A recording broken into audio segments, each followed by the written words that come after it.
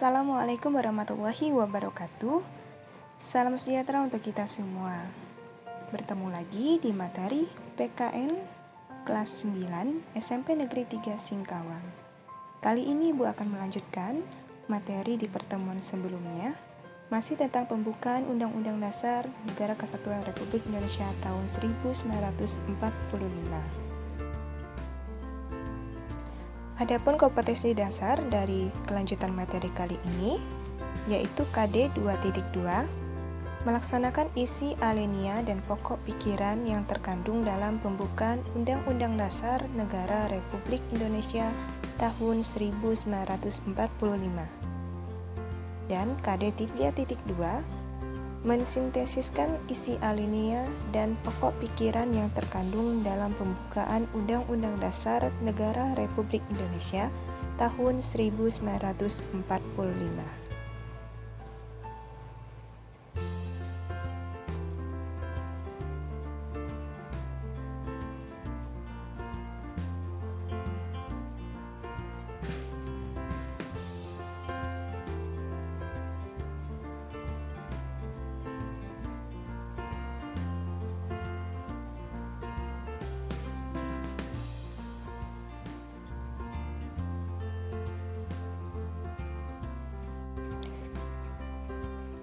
Pertama, Ibu akan menjelaskan kedudukan pembukaan Undang-Undang Dasar Negara Republik Indonesia tahun 1945 dalam Ketatanegaraan Indonesia. A. Pembukaan Undang-Undang Dasar Negara Republik Indonesia 1945 sebagai pernyataan kemerdekaan yang terperinci. Pada 17 Agustus 1945, bangsa Indonesia menyatakan kemerdekaannya dalam naskah proklamasi yang dibacakan oleh Soekarno-Hatta atas nama bangsa Indonesia. Pada hakikatnya, proklamasi Indonesia memiliki dua makna pokok yang kemudian diperinci kembali dalam pembukaan Undang-Undang Dasar Republik Indonesia tahun 1945. Pernyataan kemerdekaan Indonesia secara tegas diperinci pada alinea ketiga dan selanjutnya tindakan-tindakan tentang pembentukan negara Republik Indonesia diperinci pada alinea keempat. Kedudukan pembukaan Undang-Undang Dasar Negara Republik Indonesia tahun 1945 sebagai pernyataan kemerdekaan yang terperinci menunjukkan adanya hubungan proklamasi dengan pembukaan Undang-Undang Dasar Negara Republik Indonesia 1945 sebagai berikut. 1. Pembukaan Undang-Undang Dasar Negara Republik Indonesia tahun 1945 memberikan penjelasan terhadap pelaksanaan proklamasi kemerdekaan negara Republik Indonesia 17 Agustus 1945. Pelaksanaan proklamasi menegaskan hak moral dan hak kodrat setiap bangsa tentang kemerdekaan. Kedua, pembukaan Undang-Undang Dasar Negara Republik Indonesia tahun 1945 memberikan penegasan dilaksanakannya proklamasi 17 Agustus 1945. Perjuangan bangsa Indonesia telah diridhoi oleh Tuhan sehingga bangsa Indonesia memproklamasikan kemerdekaannya. Ketiga, pembukaan Undang-Undang Dasar Negara Republik Indonesia tahun 1945 memberi pertanggungjawaban terhadap dilaksanakannya proklamasi 17 Agustus 1945. Pertanggungjawaban itu antara lain proklamasi diperoleh melalui perjuangan luhur negara Republik Indonesia, selanjutnya disusun dalam suatu Undang-Undang Dasar Negara Republik Indonesia yang berkedaulatan rakyat dengan berdasarkan Pancasila.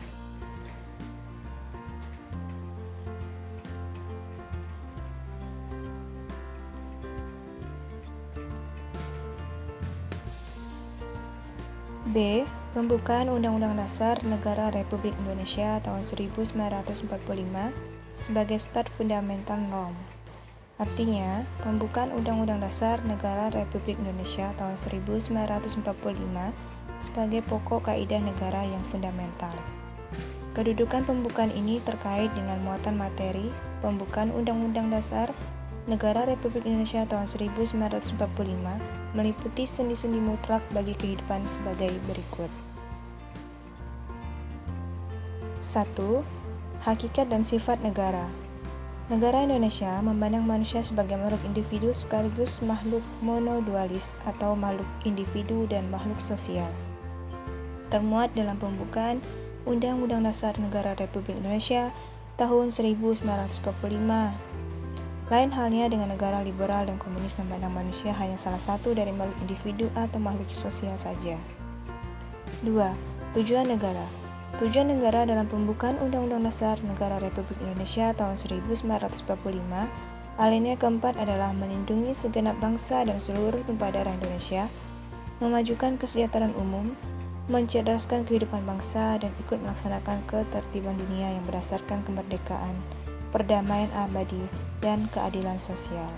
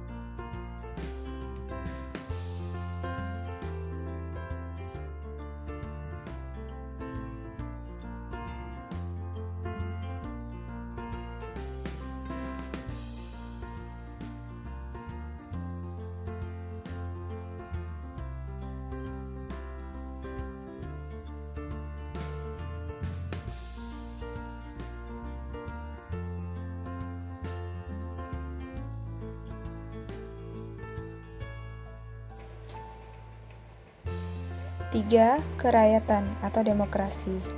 Demokrasi Indonesia bukan demokrasi yang hanya mendasarkan pada individu atau demokrasi liberal, dan demokrasi kelas yang hanya mendasarkan pada makhluk sosial. Demokrasi Indonesia adalah demokrasi monodualis. Kedaulatan rakyat yang terkandung dalam pembukaan Undang-Undang Dasar Negara Republik Indonesia tahun 1945 mengandung arti bahwa kedaulatan dari rakyat sebagai asal mula kekuasaan negara, juga kedaulatan dari rakyat sebagai pendukung dan penyelenggara kepentingan. 4. Dasar pemerintahan negara. Setiap orang Indonesia berkedudukan sama untuk mengambil bagian dalam negara. Pengambilan bagian tersebut diselenggarakan dalam bentuk perwakilan, yaitu wakil rakyat atau permusyawaratan perwakilan. Dalam perwakilan tersebut, pemerintah negara bekerja sama dengan asas kekeluargaan dan kebersamaan. 5. Bentuk susunan kesatuan. Pengertian negara kesatuan sebagaimana dimaksudkan dalam pembukaan Undang-Undang Dasar Negara Republik Indonesia tahun 1945, yaitu bersatunya individu-individu sebagai bangsa, sebagai pemenuhan sifat kodrat manusia, yaitu makhluk individu dan sosial.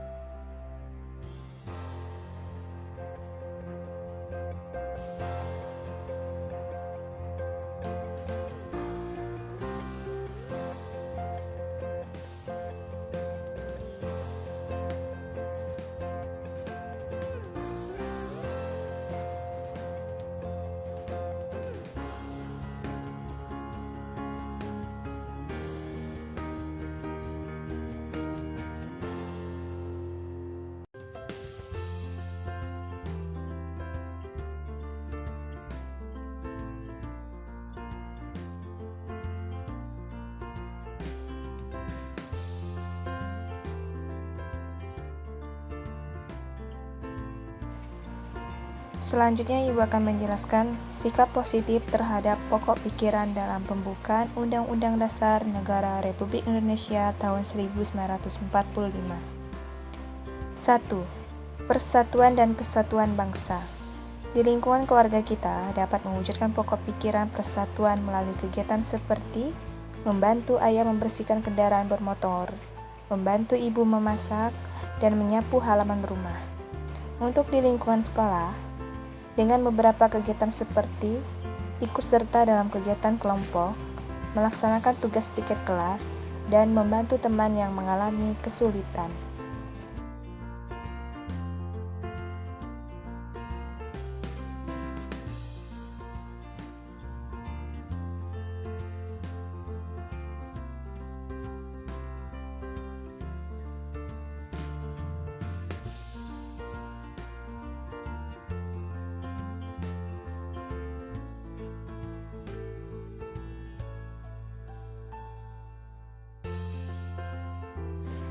Untuk meningkatkan semangat persatuan dan kesatuan bangsa, beberapa prinsip yang harus kita pahami yaitu A.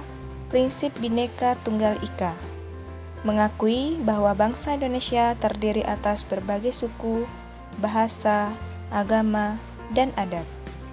B. Prinsip Nasionalisme Indonesia, tidak merasa lebih unggul daripada bangsa lain. C. Prinsip kebebasan yang bertanggung jawab. D. Prinsip wawasan Nusantara. Dan E.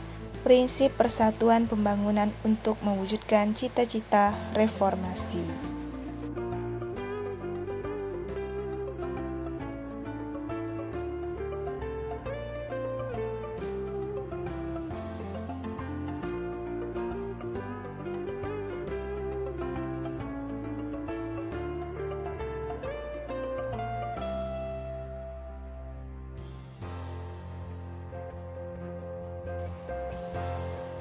Dua, keadilan sosial bagi seluruh rakyat Indonesia. Pokok pikiran keadilan sosial dalam lingkungan keluarga dapat melihat contoh kasih sayang orang tua terhadap anak-anaknya yang bersikap adil dan tidak pilih kasih. Untuk contoh dalam lingkungan sekolah, seperti memperoleh fasilitas pendidikan yang sama, memiliki kesempatan yang sama untuk mengemukakan pendapat, dan tidak membedakan status sosial dalam berteman. Sedangkan dalam lingkungan masyarakat, dapat diwujudkan dengan sikap memberi kesempatan pada orang lain untuk berusaha, menyalurkan aspirasi, dan tidak memaksakan pendapat kepada orang lain.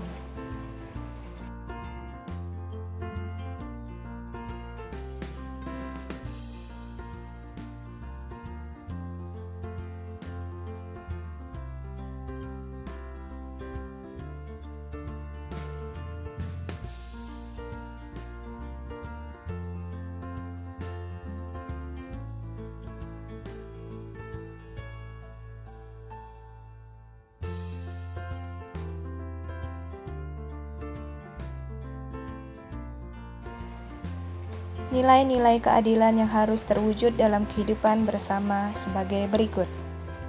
A. Keadilan distributif, yaitu hubungan keadilan antara negara dan warganya. Negara wajib memenuhi keadilan warganya yang didasarkan hak dan kewajiban. B. Keadilan legal, yaitu hubungan keadilan antara warga negara dan negara. Warga negara wajib menaati peraturan perundang-undangan yang berlaku dalam negara. C. Keadilan kumulatif, yaitu hubungan keadilan antara warga satu dan yang lainnya, bertujuan memelihara ketertiban dan kesejahteraan umum.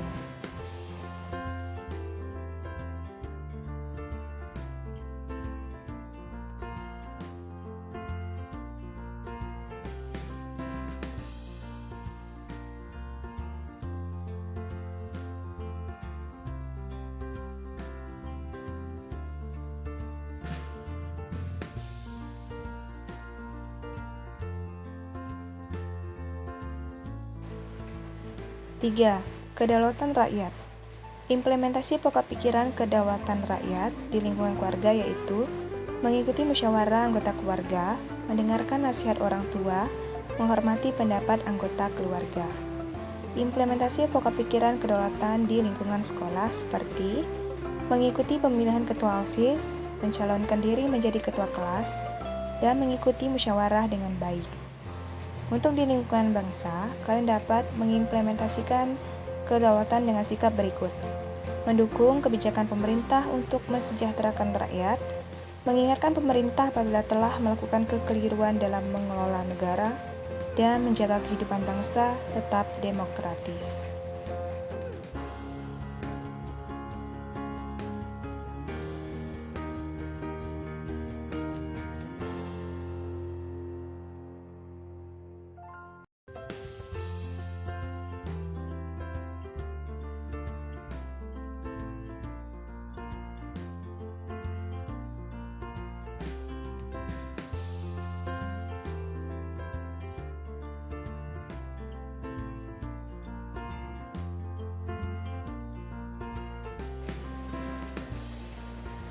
Selanjutnya yang keempat, ketuhanan menurut dasar kemanusiaan. Segala aspek penyelenggaraan hidup berbangsa harus sesuai nilai-nilai Pancasila yang berasal dari Tuhan Yang Maha Esa. Kita dapat menerapkan pokok pikiran ini dengan sikap toleransi. Contoh implementasi pokok pikiran ketuhanan di lingkungan keluarga yaitu berdoa sebelum dan sesudah makan, berdoa sebelum dan sesudah tidur, berdoa saat berangkat ke sekolah, serta melaksanakan ibadah bersama anggota keluarga.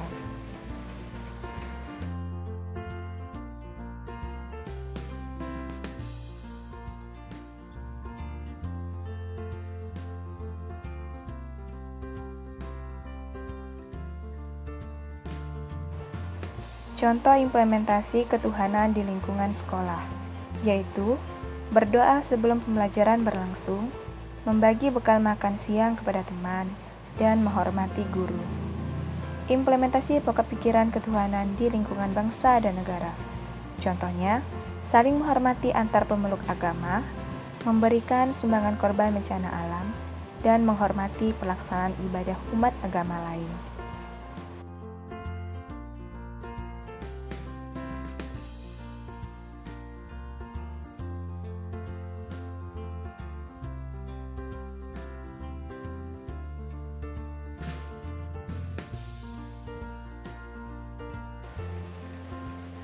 Baiklah, itu penjelasan materi dari kelanjutan materi minggu lalu. Semoga setelah ini kalian dapat mengimplementasikan sikap-sikap yang menunjukkan pokok pikiran dari pembukaan Undang-Undang Dasar 1945. Sekian penjelasan dari Ibu. Semoga dapat dipahami dan dimengerti serta bermanfaat. Ibu akhiri, wassalamualaikum warahmatullahi wabarakatuh.